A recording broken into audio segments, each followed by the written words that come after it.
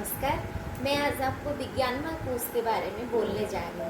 मैंने पहले वीडियो में आपको अन्नमय, मनोमय और प्राणमय कोश के बारे में बोला था। मैं आज विज्ञानमय कोश के बारे में बोलना चाहती हूँ। विज्ञानमय कोश के मतलब विशेष ज्ञान, मतलब पराविद्या अपराविद्या जो रहता है उसको विज्ञान, वो भी एक विज्ञानमय कोश के अंदर जाता है। जैसे चित्त बुद्धि, मन चित्त बुद्धि, उसके बाद हम विज्ञानमय कोश में आते हैं। विज्ञानमय कोश क्या रहता है? जब हम अंतर्मुखी होने लगते हैं, खास करके जब हमारा आज्ञा चक्र, एक साधारण भाषा में कहूँगी, आज्ञा चक्र या थर्ड एक्टिवेशन जब हो जाता है तो वो विज्ञानमय कोश को समझने के लिए बहुत आसान रहता है। विज्ञानमय कोश के मतलब क्या समझ में आता है? जब थर्ड आई एक्टिवेट होता है या फिर हमारा जो आज्ञा चक्र एक्टिवेट होता है तो हमें पिंड ब्रह्मांड तत्व का समझ आता है। मतलब संस्कृत में एक वाक्य है, जन्नास्ति पिंडे तन्नास्ति ब्रह्मांडे। पिंड मतलब हमारा शरीर में जो है, ब्रह्मांड मतलब बाहर, वही है बाहर जो कहते हैं ना, हम कहते हैं ना हमारा ब्रह्मांड को समझना बहुत मुश्किल है। आप जब अंतर्मुख हो जाएंगे या फिर ऐसे भी आपको समझ में आएगा हमारा शरीर भी ब्रह्मांड के जैसे ही एक अचिंतनीय, मतलब बहुत अगम्य चीज रहता है। उसको समझना इतना आसान नहीं रहता। जो आप जितना अंतर्मुख हो जाएंगे, आप जितना विज्ञानमय कोश आपका जितना पावरफुल हो जाएगा, आपको समझ में आ जाएगा कि आपके अंदर ब्रह्मांडीय तत्व कैसा काम करता है। धीरे धीरे समझ में आ जाएगा पंच तत्वों का कैसे संयम है, पंचकोश कैसा है, वो धीरे धीरे आपको समझ में आएगा। पंचकोश क्या क्या, हर जगह में हर पंचकोश का कहाँ कहाँ महत्व है, कैसा कैसा है, आपको सब समझ में आता है। देखो हमारा, मैं उड़ीसा की हूँ, तो यहाँ पे जो उत्कलीय साहित्य जो रहता है, मेरा इतना पढ़ाई लिखाई नहीं है उत्कलीय साहित्य के बारे में, लेकिन थोड़ा बहुत जो मेरे जो टीचर रहे हैं, जो उड़िया के टीचर रहे, थोड़ा बहुत स्टोरी के हिसाब से उन्होंने मुझे बता दिया था।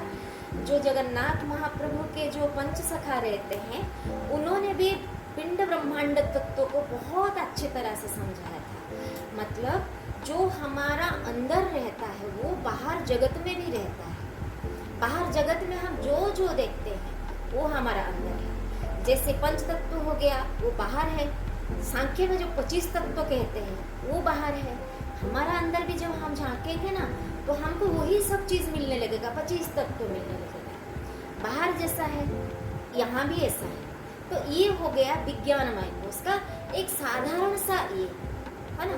जैसे मैं एकदम बहुत ले में जो समझते हैं बच्चों को, जैसे पहले मैं समझाती हूँ। देखो मुझे भी इतना समझना नहीं आता है, संस्कृत बहुत विशाल होता है संस्कृत, तो इतना तो समझ में नहीं। जैसे चक्र हो गया हमारा, 7 चक्र, 7 रंग के इंद्रधनुष, हमारा बंसी में 7 छिद्र है, तो ऐसा भी हमारा शरीर में 7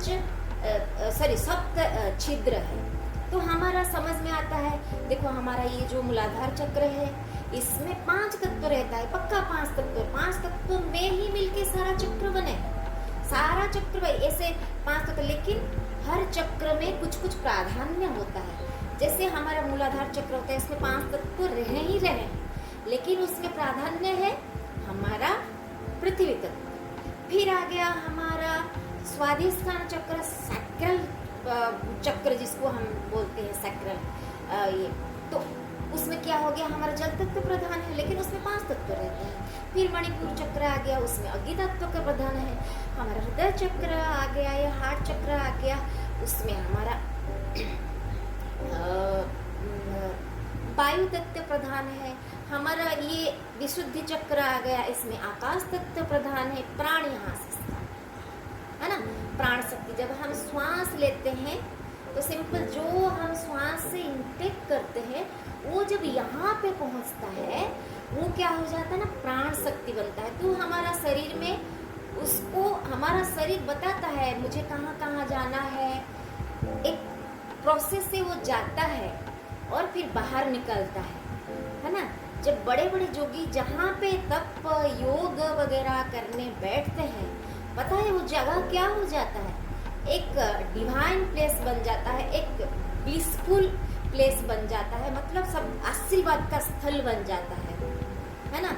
आप जहाँ पे पूजा करो, जप करो, प्राणायाम करो या फिर ध्यान लगाओ, जब आपका श्वास आप बाहर से जो ब्रह्मांडीय तत्व को जब आपके पिंड के अंदर लेते हैं, वो प्राण शक्ति यहाँ पे छू के जो पिंड से लेके बाहर जाता है। जब बड़े बड़े जोगी एक मतलब एक बहुत जो कहते हैं जगत कल्याण के लिए या सर्व कल्याण के लिए जब बैठते हैं, वो आप जो बड़े बड़े जोगी हो जाते हैं ना, उनके मन में कभी नहीं रहता तेरा मेरा, ये कभी नहीं रहता, वो कर ही नहीं पाते, उनसे हो ही नहीं पाता है, तो वो वही ही करते, जगत कल्याण के लिए ही कर देते, चाहे जितना वो कोशिश करे। उनसे एक स्टेज ऐसा आ जाएगा ना, तो आप कर ही नहीं सकते अपने लिए, अपनों के लिए। अब जब भी अपने अपनों के लिए, अपने लिए करेंगे ना, आप जरूर जगत के लिए कर जाएंगे। ये है हमारा पिंड ब्रह्मांड या फिर हमारा विज्ञानमय कोश का जागना या फिर विज्ञानमय कोश को जानना।